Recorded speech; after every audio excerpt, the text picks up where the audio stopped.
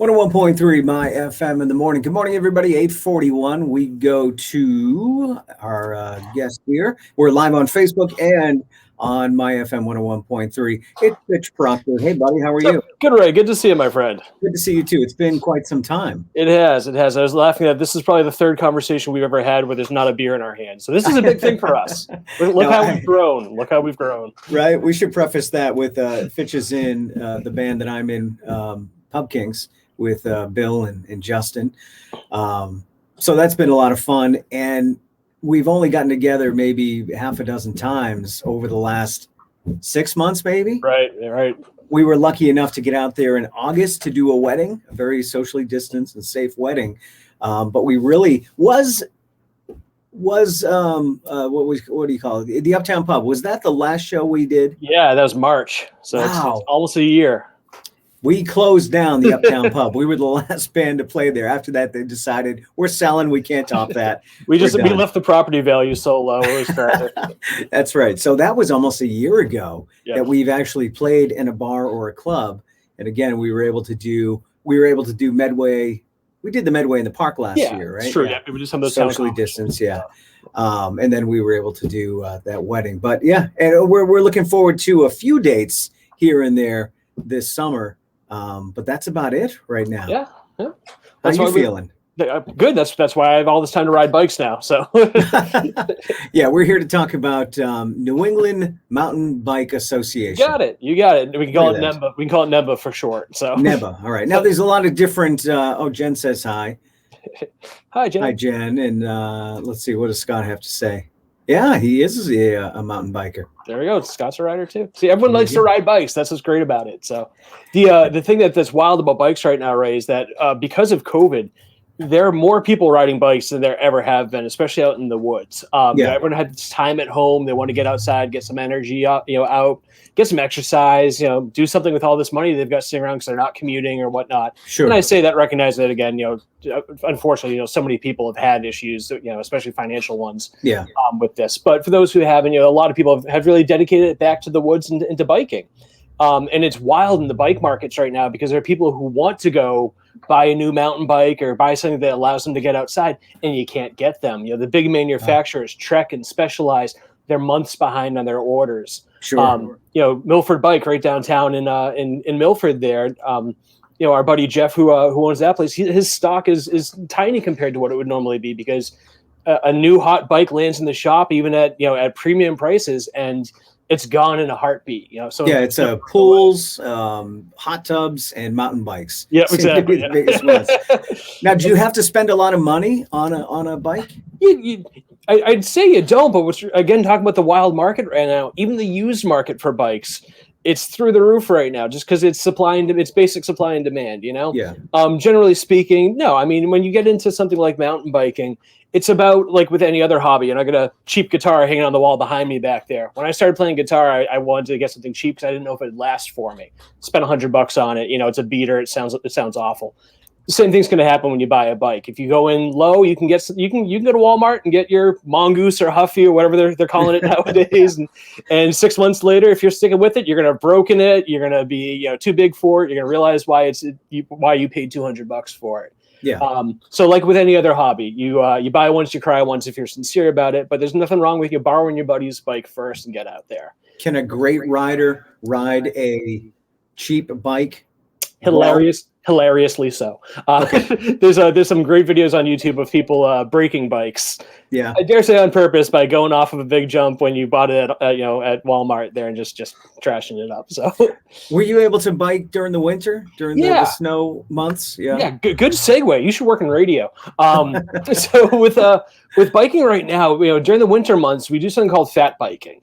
And I know this is radio, so it doesn't show. Like, here's a fat bike tire for those who've never seen one. Let's look how thick this is. Look how thick that is. Yeah, so a fat bike tire is generally almost 2 times as wide as your normal bike tire would be. You run it at a low pounds per square inch, a low PSI, and that allows the weight displacement to go wider for you so you don't crunch through the snow.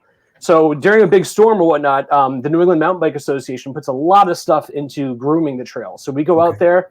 I put a video up on the MyFM page today of me pushing what's called a snow dog, which is kind of like a half tractor, half snowmobile combo kind of a thing, and it packs down the snow. And you put my fat butt on the back of that thing, that really packs down the snow and drags it down. So when the weather's cold enough, that freezes, and the more snowshoes and cross-country skis and fat tires that go onto it, packs it down. You end up with this rolling, smooth, white highway that goes all through the woods. And it's a beautiful experience to get a chance to do it. What about frozen lakes?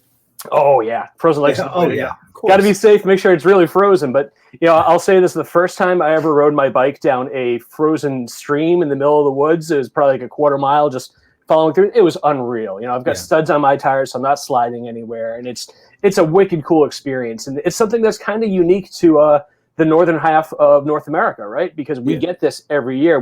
We get it so much that we buy a second bike just so we can go and do it. It's not like something that you're in Arizona, you might get some primo rocks, but you don't get to play in the snow the way that we do.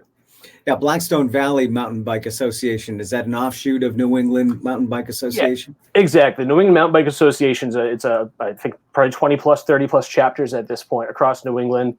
Last time I had heard, at least 3,000 riders, registered into it. It's a 501. Why be a part of that? Yeah, it's 501c3, so it's a volunteer charity organization. If you're interested, you can go to nemba.org and just poke around. It's all over Facebook, all the different chapters. But it's really a group that, it's not just about wanting to ride bikes. We try to educate. We build a ton of trail. There's a lot of community involvement. We do fun rides. Now we do fun rides. Obviously, we're a little out of it with COVID. But in general, thank you. Org, my friend. Sorry, nemba.org. Oh, sorry, my bad. That's all right. But there's a lot of opportunities to get out there and ride and get involved with things. And if nothing else, it's a great place to learn about things. So a good example of what you might learn that you might not know is, with mountain biking, if you're getting new to a sport, it's not just riding a bike in the woods and waiting for your mom to yell at you to come home for dinner like it was when we were kids, Now, we want to show good trail etiquette. So understanding that the trails are out there, we all use these trails. These aren't private mountain bike trails. You're at Vietnam and Milford. You're at West Hill Dam in Uxbridge. You're at Goat Hill in Whitensville. These are places people walk their dogs. They ride their horses. They just go to get out and have some fun in nature. And recognizing that when we see people on, being bikers, we come up upon them. We have to share the trail. We want to make sure everyone's having a good time. Especially with horses. Horses spook really easy. This goes for anyone who's in the woods on a trail, right? You see a horse, you want to slow down and ask the rider what's safest for them. It's a big animal, and we don't want to cause any bad relations with people. So, do you tend to bike with the people from your group, or is it a solo thing, or a little bit of both? It can be a little bit of everything, right? There's the cool part about mountain biking is there's no set rules around how you need to do it. I work from home. I got 2 small kids. If I want to ride my bike, it's basically my lunch break, and I hit somewhere local, and I try to get out for 45 minutes. People who have more time to it, they can get out in groups at night. Night riding is wicked cool. You get some lights on your helmet and on your handlebars. And that's a whole new experience. You thought riding fast in the woods in the daytime was crazy. Yeah, right. I got to imagine that there's some kind of message board, right, where everyone's connected, where they can say, hey, I'm going out. I'm going to go to Vietnam. I'm going to ride for a bit. Anybody want to join me? Yeah, the Facebook group for BV Nemba, so Blackstone Valley Nemba, just calling it BV Nemba. That's a great spot to be able to connect with people. So Blackstone Valley, you can go and search for that. And there's always someone who's willing to show someone around and either teach them the ropes or connect with a more experienced rider. I think holistically, the more experienced riders, we tend to know each other at this point because we've been around the block. We've been doing this for a couple of years, But it's especially through the Nemba angle, it's about bringing in new people to the sport and showing them the right way to do it and have a good time, be safe, and really get the most out of it. And sooner or later, you find yourself wanting to pick up a shovel and help build those trails. So. And it's not that easy, right? I mean, it's not like I'm thinking back to my youth. I used to ride my BMX all over the neighborhood. I went through the woods. I could probably do this now, but there's a curve, right? Absolutely. Again, like with any hobby, there's a learning curve to it. And what you want to get out of mountain biking, I think is cool because if you want to get more out of it, the better you get, the more you get to do.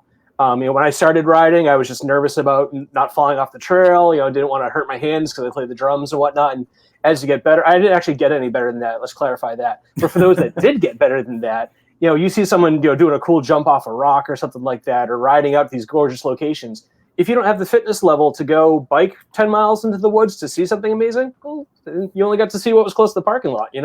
So. Yeah. If nothing else, it makes me drink less beer. I'll tell you that. So. There's a lot of exercise involved, just biking itself. Do you have to prepare to bike? I mean, do you have to be working out constantly to get on the bike? I mean, I think some people are natural athletes, right? You know, we all know that one guy who can, sit on his duff all day long and get up and suddenly just go do something amazing. Everyone gets something different out of it. Me, I have to exercise a lot, and I still don't get that far with it. And I know guys. There's guys out there who are let's call him. What's a good question? Let's call him Will. There's a rider who's 65, 70 years old here. He's built most of the trails in Massachusetts, and Will's now getting to the point where he can still outride me without blinking an eye. But there's a new thing out called e-bikes, and maybe you've heard of this, electronic assist bikes. And at first they came out, and it's you might think of it something like a moped when you and I were younger. An e-bike is a smaller engine. It's pedal assisted. It's not about trying to see how fast you can go in the woods.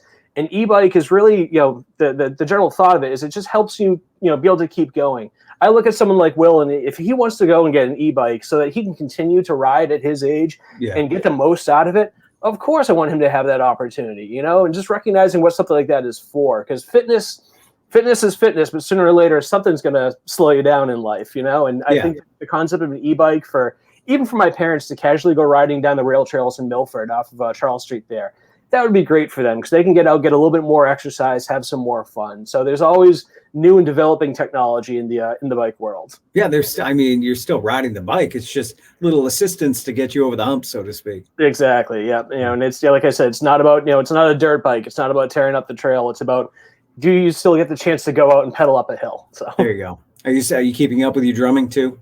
As best as I can, right? So it's weird. It's like biking by yourself. It's a solo activity at that point. But everybody's first gig is going to be horrible. That's what I love about it. We're all setting the bar really low when we first come back. We'll play a lot of AC/DC covers and just basic stuff. Well, Fitch, thanks. The website is nemba.org. For anybody that wants to check that out and get on the trails and meet some people and have some fun and raise a little money and do some good. There's so much involved with that. So get involved if you can. Fitch, take care. Good to see you, buddy. Thanks. You recognize the Yay Bike shirt? Yay Bikes? Yay Bikes. Yay Bikes. All right. I'll talk to you soon. All right. Thanks, Ray.